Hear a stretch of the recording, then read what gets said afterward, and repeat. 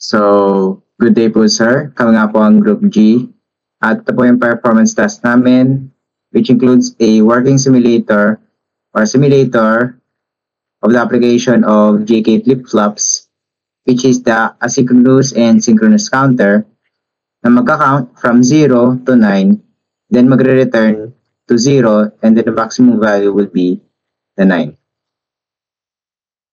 So sa asynchronous counter, ito yung circuit. Then, magka-count siya. Then, nare-return to 0. Then, magka-count ulit up to 9. Yan. Then, we have the synchronous counter na kung saan nag-work din siya similarly. Yan.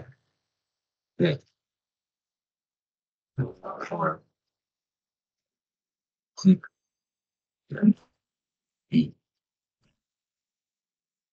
So, yun lamang po yung aming working simulator sa asynchronous and synchronous counter.